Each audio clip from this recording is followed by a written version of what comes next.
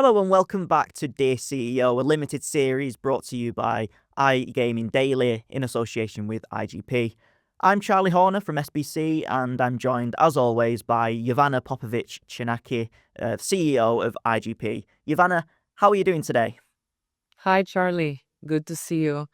Fantastic day today in Malta. Sun is shining. Weather is almost like summer. I have a fantastic view here. Sorry, I can't show you, but the beach is out there, and yeah, all good. Purple as IGP as always. Fantastic. No, I'm very jealous of your beach views and sunny weather as I gaze out of the window to see a grey, overcast day here in Greater Manchester. But no, let's dive straight into this because it's all sunshine and rainbows in terms of iGaming and our conversation today. So just to reintroduce this series to our listeners. Dear CEO is your opportunity to ask Jovana any questions related to the iGaming industry. We pick certain topics for each episode, and you can have your say to ask a real expert, real questions about the iGaming industry. So let's dive straight into things. Jovana, it's been a little while since we last spoke and did one of these. I think it was in Barcelona. So I just wanted to start off really by asking, how things are. How's things for IGP and what your key focus is at the moment? It's true. Last time we saw each other actually, we saw each other in Rio just briefly. We did, but yes. We didn't have the opportunity, not enough time to do another series, to do another episode of the podcast. Hence online. I hope next time maybe you come to Malta, and we do it in person here. But since Barca, I mean, it was super busy for IGP, but good busy, not like smart busy. We were in between Barcelona and SBC Rio, which was fantastic. A lot of interest there for especially our new solution, the retail one. And then it's on a day-to-day basis, growing, facing challenges, solving challenges, and that's it. Let's say regular business, with obviously going forward and putting the new crypto solution, the new retail solution out there to the market. And I must say, I'm quite happy with how things are going. Fantastic. Yeah, it's certainly been a busy and exciting period for IGP at the start of the year with obviously the retail launch that you touched on and the crypto solution launch that was in the back end of last year as well. So yeah, it's all busy in the life of a CEO. And talking of which, let's dive into some of our listener questions. So the first one is about AI, one of the hottest topics in the industry. Mm-hmm. And the question is as follows. Where do you see AI enhancements benefiting the functionality of platforms and providing key services, solutions and modules for partners? It's a great question, and I think, Charlie, we could probably have one whole episode dedicated to AI. Let's talk about that, by the way, later. But I'd probably start with answering the question with why rather than where. From the top of my mind, there are two probably most important reasons why one would go and implement AI modules into their solutions. Real-time reaction or adaptability, if you will, and scalability. I mean, with any AI enhanced module that an operator or a provider decides to implement, they can grow much faster and for sure more efficient, because there's no need to grow the teams. There's no need to to scale in human resources or tech resources, and ultimately that brings the operational cost down with still allowing the growth. About real-time adaptability, if you can just imagine the analysis of the player behavior, and that is more or less instant with using AI, and then on top of it always comes the actions that you need to perform based on the outcome of that analysis.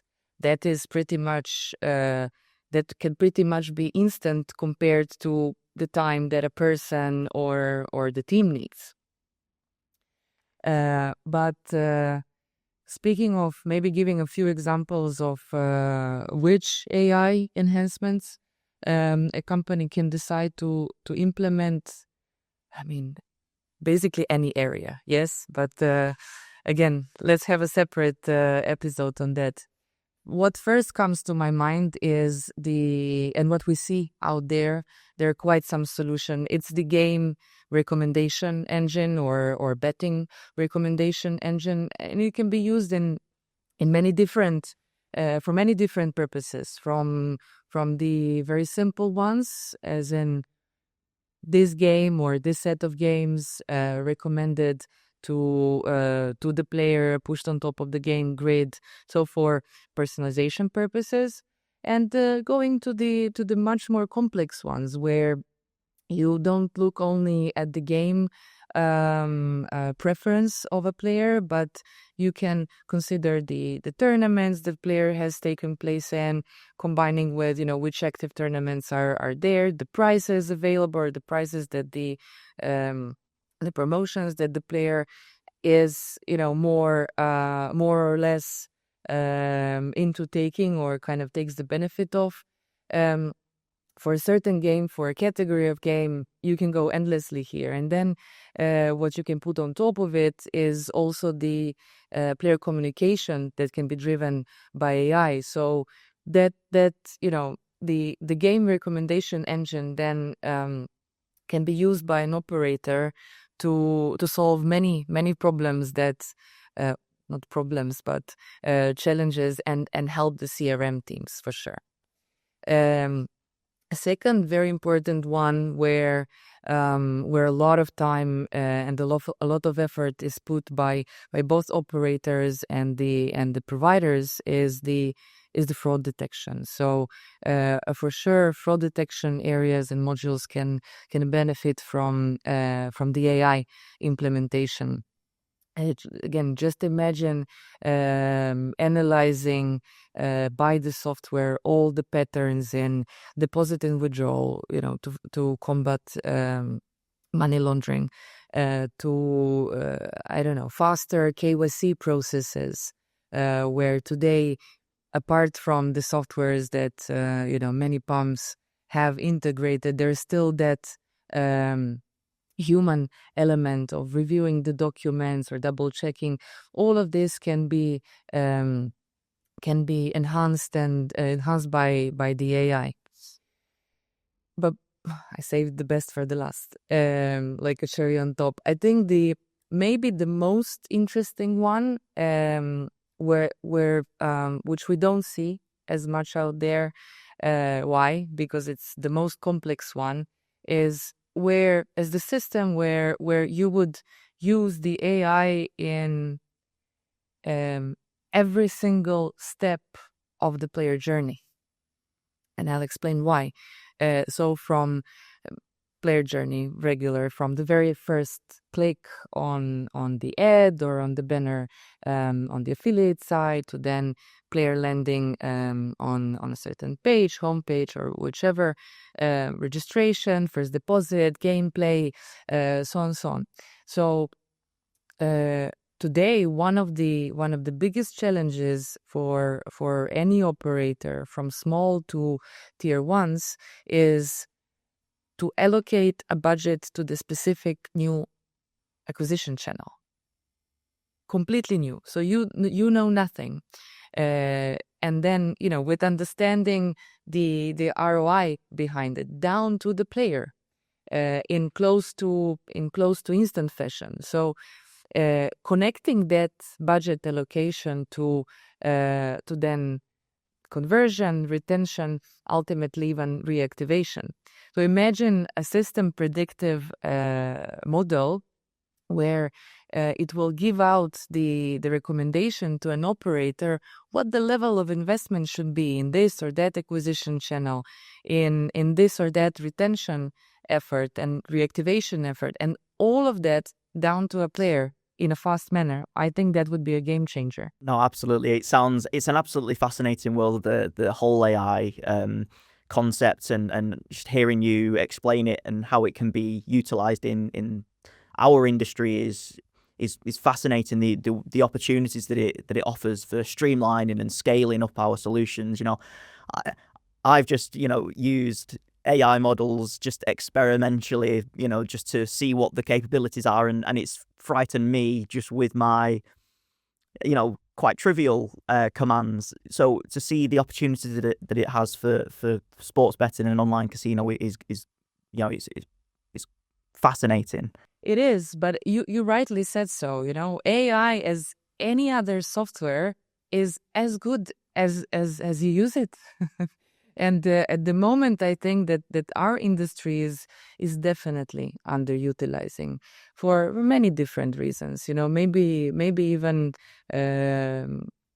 scared of using it, or scared what it can do, scared of replacing. There are many debates out there, not just in our industry, of replacing people and certain jobs becoming redundant. I don't think that will ever happen, but definitely AI has a tremendous potential. It can solve challenges faster.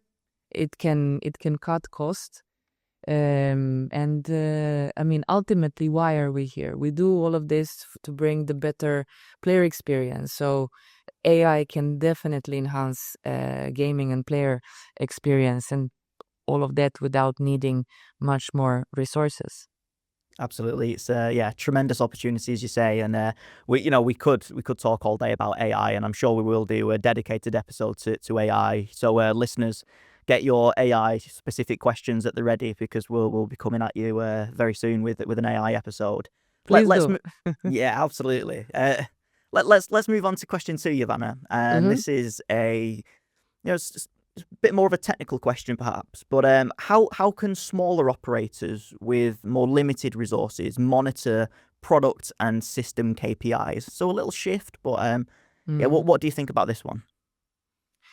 To answer it better, I'd probably need my CTO or CPO next to me, but I'll give it a go.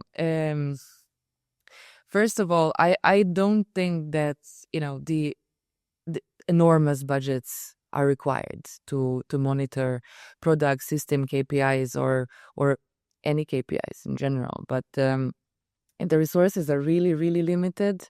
A small operator should focus then on the most important ones, for their business, for the stage of for the phase of their business at that particular time, and then expand in time, adding more.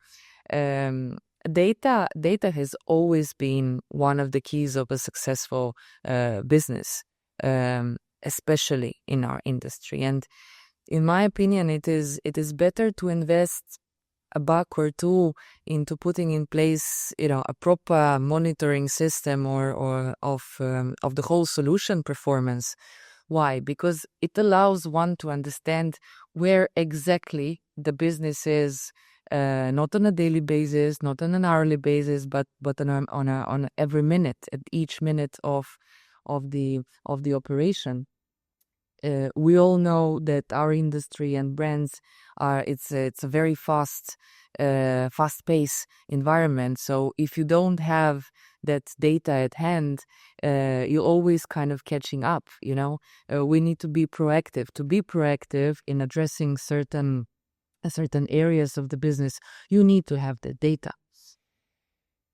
Another solution, for sure, would be a smart choice of the partner, smart choice of the provider, because most of the platforms nowadays, most of the softwares nowadays that kind of are combined into the tech ecosystem, they already offer a set of dashboards, and in most of the companies, these are included in the price. So there is no additional investment needed from the small operator.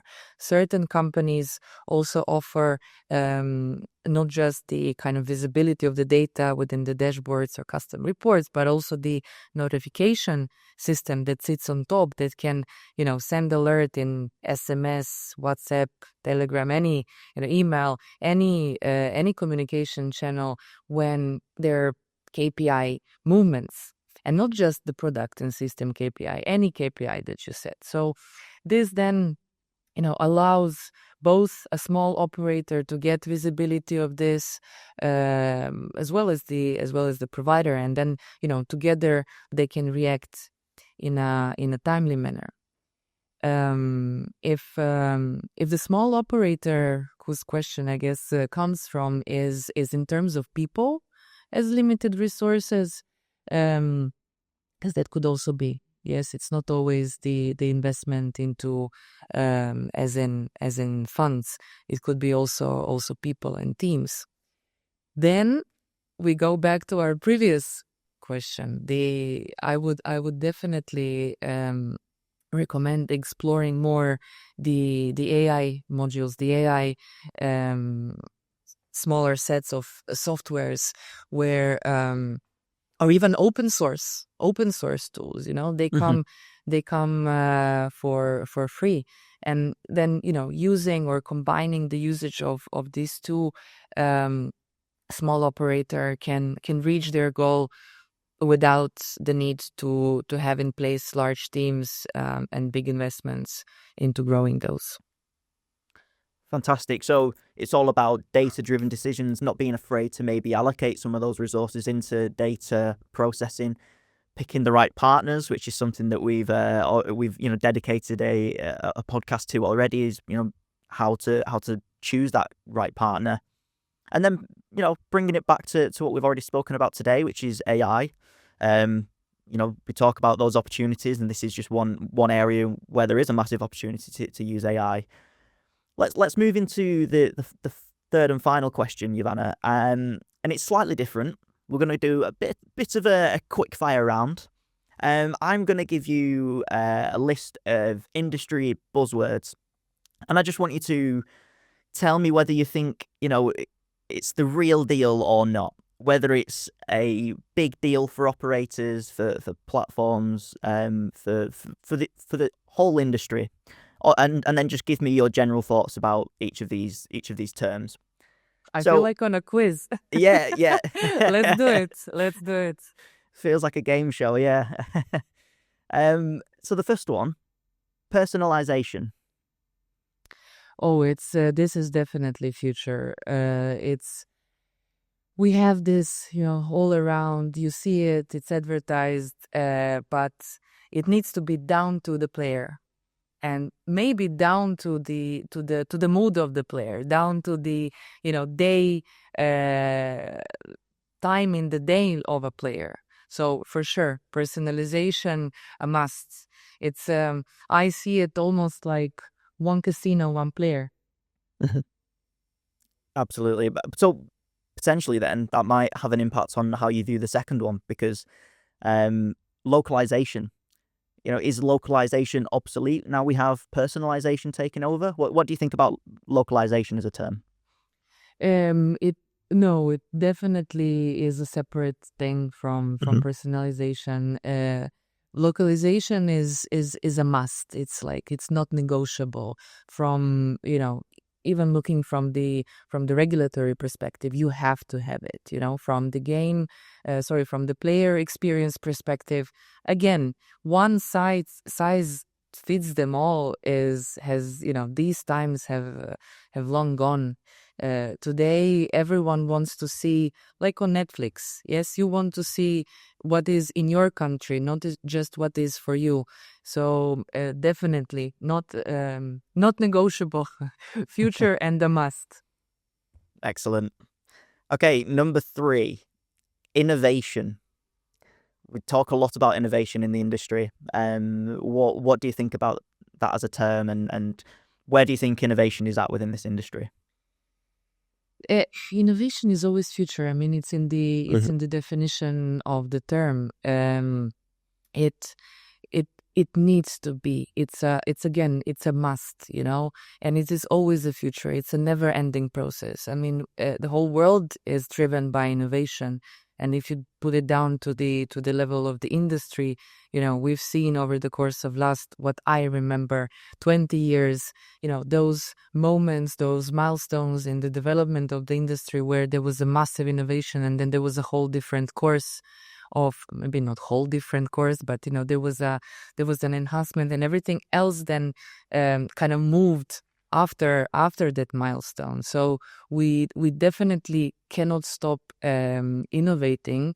I think, yes, we spoke, maybe not on the podcast, but in person. There is this need, of a big new thing in the industry.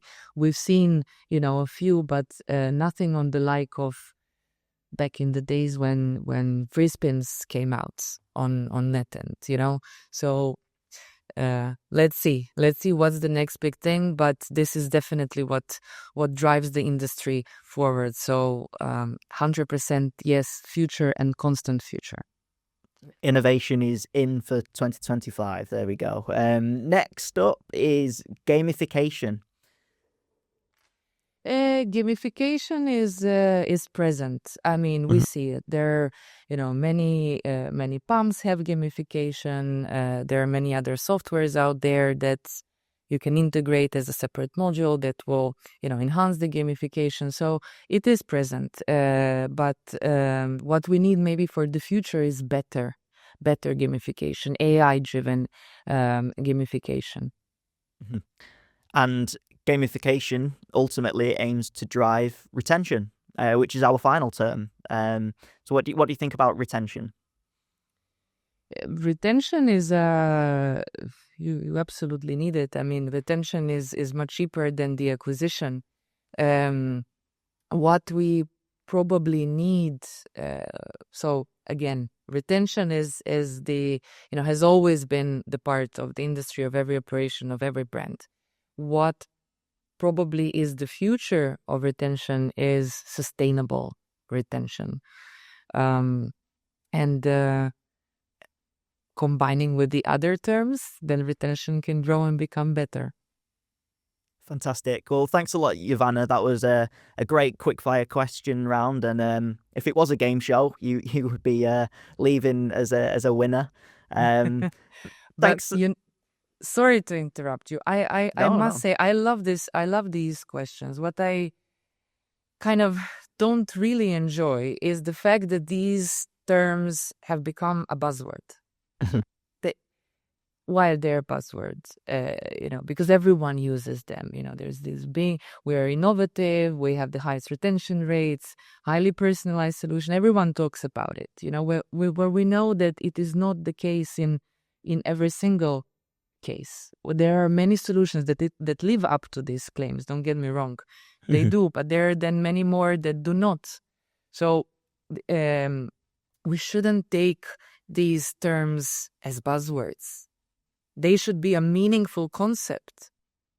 And only if we take them as a meaningful concept, the companies will then invest into bringing them onto a different level, which is what we need as an industry, because it needs to be, like I said, with the innovation, a never-ending process, because no matter how well we do something, we can always do better as an industry. Of course, yeah, and we look forward to the industry putting those words into action throughout the year and beyond. Jovana, thanks very much for your time as always. Really enjoyed this episode, and thanks to the listeners for tuning in. And we will see you next time on the next episode of Dear CEO. Thank you.